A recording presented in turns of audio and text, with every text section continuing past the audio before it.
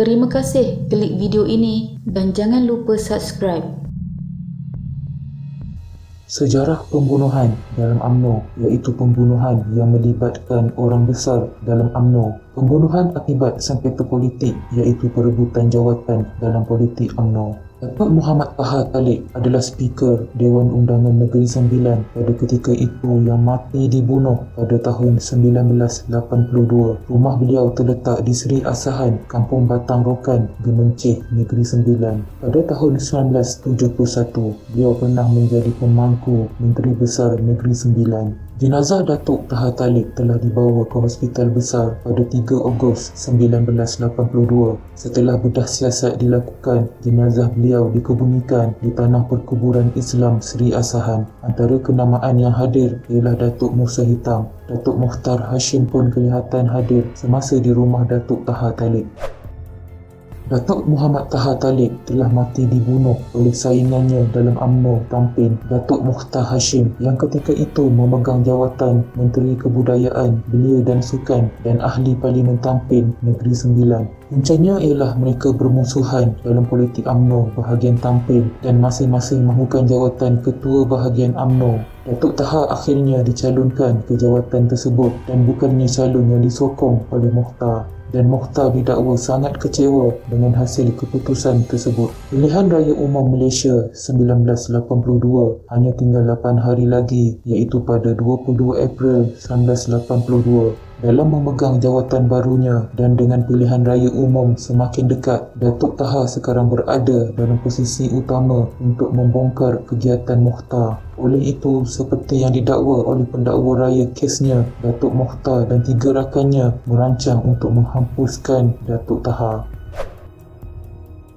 Dalam kejadian sekitar jam 1.30 pagi pada 14 April 1982, Datuk Mukhtar Hashim dan 4 rakannya, Nordin bin Johan, Rahmat bin Satiman, Aziz bin Abdullah dan Aziz bin Tumpuk, didakwa memandu ke rumah Taha di Gemencih, Negeri Sembilan, bertujuan mengumpannya keluar rumah untuk serangan hendak. Tidak lama setelah Datuk Taha keluar dari rumah untuk melihat siapa yang berada di luar, isteri Datuk Taha, Datin Norsyah Othman, dilaporkan mendengar 2 tembakan dilepaskan di luar rumah mereka, tetapi dia menganggap ianya bunyi tembakan dari pemburu yang menembak musang. Mayat Datuk Taha kemudian ditemui dengan 3 luka peluru di kepala, dada dan peha. Walaupun pegawai penyiasat dan pihak polis tidak menemui senjata pembunuhan di lokasi, mereka mempunyai satu petunjuk penting untuk diikuti, iaitu 2 peluru dan sarungnya ditemui dari tempat kejadian. Setelah ujian balistik dilakukan pada peluru, ianya terbukti telah ditembak dari pistol Walter .32 yang dilesenkan untuk Datuk Mukhtar Hashim. Datuk Mukhtar Hashim, seorang pemimpin pemuda UMNO yang berpotensi dan baru berusia 40 tahun. Berdasarkan risikan dan maklumat yang polis terima, suspek Datuk Mukhtar Hashim terlibat dan beliau telah ditangkap di rumahnya di Jalan 16 Palang 6, Petaling Jaya, Selangor jam 1.30 pagi. Orang lain yang terlibat termasuklah Rahmat Satiman, Nordin Johan, Aziz Abdullah dan Aziz Tumpuk.